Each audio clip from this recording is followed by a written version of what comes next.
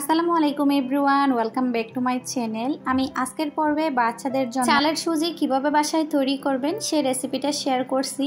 বিগত কয়েকটা ভিডিওতে আমি আমার বাবুদের জন্য ঘরে তৈরি সুজি রান্না করা দেখিয়েছি। সেটা দেখে অনেক আপুরা আমাকে কমেন্ট করেছেন যে আপু আপনি এই চালের সুজিটা কিভাবে বানান বা কিভাবে সংরক্ষণ করব সেই রেসিপিটা দিলে ভালো হয়। তো ফাইনালি আজকে আমি সেই রেসিপিটা নিয়ে চলে আসলাম।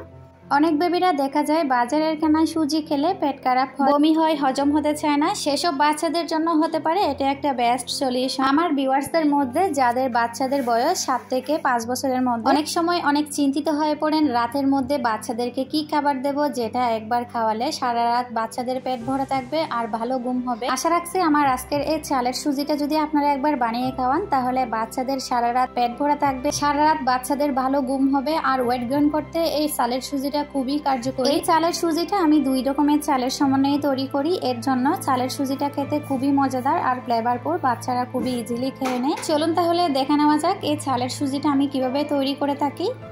চালের সুজি তৈরি করার জন্য 1 কাপের মতো আমি নিয়ে নিয়েছি রেগুলার ভাতের চাল, সম পরিমাণে নিয়ে নিয়েছি চিনি গুঁড়া চাল। আতপ চালের সাথে চিনি গুঁড়া চালের সমন্বয়ে যদি এই সুজিটা তৈরি করা হয় খেতে খুবই ফ্লেভারফুল আর বাচ্চারা একটু গ্রানযুক্ত হলে সেই খাবারটা খুবই পছন্দ করে। তবে আপনারা যদি শুধুমাত্র আতপ চাল দিয়ে বানাতে চান তাহলে একটা এলাচ দেবেন। এবার 2টা চাউলকে ভালোভাবে আমি পানি পাল্টিয়ে ধুয়ে নেব 4 থেকে 5 বার। এত করে চালে থাকা সব রকমের ময়লা বের হয়ে যাবে। দেখতেই পাচ্ছেন আমি হাত দিয়ে এভাবে কষলিয়ে 4 থেকে 5 বার পানি পাল্টে চাউলগুলোকে ধুয়ে নিয়েছি। এখন একটা প্লেটের মধ্যে এভাবে ছড়িয়ে দিচ্ছি যাতে তাড়াতাড়ি শুকিয়ে যায়। এবার চাউলগুলোকে প্যানে নিচে অথবা রোদে দিয়ে ভালোভাবে শুকিয়ে নেবেন। যদি একবার বানিয়ে আপনারা 1 মাসেরও বেশি সংরক্ষণ করতে চান তাহলে আপনি রোদে শুকিয়ে নেবেন। এই যে দেখুন আমি কিন্তু রোদে দিয়ে দিয়েছি। এখন 1 ঘন্টা মতো রোদে রাখবো। তবে এমন জায়গায় শুকাতে দিতে হবে যেন ধুলাবালি বা পোকামাকড় এই চালের মধ্যে যেতে না পারে, যেহেতু এটা বাচ্চারা খাবে। খুব সাবধানতার সাথে শুকিয়ে নিতে হবে। 1 ঘন্টা পর দেখুন চালগুলো একেবারে সুন্দরভাবে শুকিয়েছে। এখন আমি একটা পরিষ্কার পাত্রে নিয়ে নিলাম। এখন চালগুলোকে মিডিয়াম টু লো আছে ভাজতে হবে যতক্ষণ না পর্যন্ত চাউলের কাঁচা ভাবটা চলে যায়। আর বেশি খেয়াল রাখতে হবে যেন চাউলে পোড়া না লাগে। চাউল ভাজার সময় যদি পোড়া লাগে তাহলে খাবারটা স্বাদ এবং ডিফারেন্ট টেস্ট চলে আসবে, সেটা বাচ্চারা ইজিলি নিতে চাইবে না। দেখুন আমি অনবরত নেড়ে ছেড়ে চাউলগুলোকে একটু ভেজে নিয়েছি। দেখুন কালারটা হালকা চেঞ্জ হয়েছে।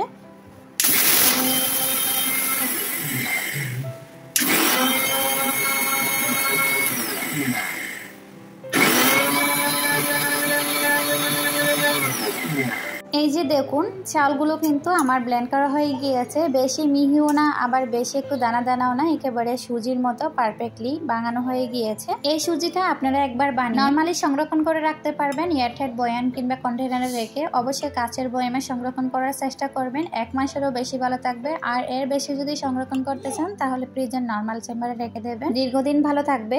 এখন চলুন এই সুজিটা আমি কিভাবে রান্না করে বাচ্চাদেরকে খাওয়াই সেটা একটু দেখিয়ে দিই। এখানে আমি হাফ গ্লাস দুধ নিয়েছি আর হাফ গ্লাস নিয়েছি পানি। গরুর দুধের সাথে অবশ্যই পানি মিশাতে হবে। আপনার বাচ্চার বয়স যদি 1 বছরের নিচে হয় তাহলে কোনো দুধ ছাড়াই পানি দিয়ে সুজিটা রান্না করে দেবেন। যদি বাচ্চা ফর্মুলা মিল্ক খায় সেটা একটু গুলিয়ে দিয়ে দিতে পারেন। এবার বাচ্চার চাহিদা অনুযায়ী নিয়ে নিতে হবে সে চালের সুজি। এখানে আমি 4 টেবিল চামচের মতো সুজি নিয়ে নিয়েছি। যেহেতু সুজি কিন্তু রান্নার পরে বাড়ে সেজন্য আমি 4 টেবিল চামচের মতো নিয়ে নিয়েছি।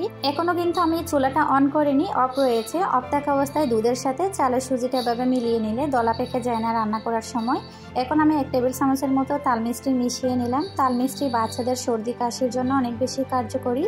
সেটা যদি আমি চালের সুজি অথবা সেরেলাকের মধ্যে গুলিয়ে দিয়ে একটু মিষ্টি মিষ্টি ভাব আসে সেটা বাচ্চারা খুব পছন্দ করে।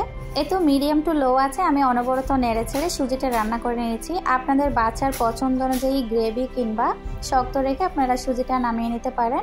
আমার বাচ্চারা যেহেতু একটু লিকুইড পছন্দ করে তাই আমি এই টেক্সচারে থেকে নামিয়ে নিচ্ছি। আর এটা ঠান্ডা হওয়ার পর আরও একটু গ্রেভি যুক্ত হয়ে যাবে, মানে একটু শক্ত টাইপের হয়ে যাবে। দেখতেই পাচ্ছেন আমি সুজিটা কিন্তু পরিবেশন করছি। এই সুজির টেস্টটা একেবারে ডিফারেন্ট। বাচ্চাদের একবার আপনারা তৈরি করে দিতে পারেন। এটা একবার খাওয়ার পরেই বুঝতে পারবেন যে বাচ্চাদের পেট কতক্ষণ ভরা থাকে আর ঘুম কত ভালো হয়। এই চালের সুজিটা বাসায় তৈরি করে নেওয়ার কারণে অনেক বেশি হেলদি আর বাচ্চাদের ওয়েট গেইন করতে অনেক বেশি কার্যকরী ভূমিকা রাখে। এটা 7 মাস থেকে আপনারা 5 বছর বয়সী বাচ্চাদেরকে পরিবেশন করতে পারেন। বিশেষ করে যদি এই চালের সুজি একবার রান্না করে খাওয়ান তাহলে বাচ্চার সারা রাত সুন্দর ঘুম হবে, বাচ্চার সারা রাত পেট ভরা থাকবে। তো এভরিওয়ান আমার আজকের এই বাচ্চাদের চালের সুজি ঘরে তৈরি করার রেসিপিটা আপনাদের কাছে কেমন লেগেছে অবশ্যই কমেন্টে জানাবেন। প্রতিদিন নিত্য নতুন মজার মজার রেসিপি প্লাস বাচ্চাদের এরকম সহজ রেসিপি পেতে আমার চ্যানেলটিকে সাবস্ক্রাইব করে পাশে থেকে যেতে পারেন। আজ তাহলে এই পর্যন্তই, চলে আসবো নতুন কোনো না কোনো রেসিপি নিয়ে। সে পর্যন্ত সবাই ভালো থাকবেন, সুস্থ থাকবেন, আমাদের জন্য দোয়া করবেন। আল্লাহ হাফেজ।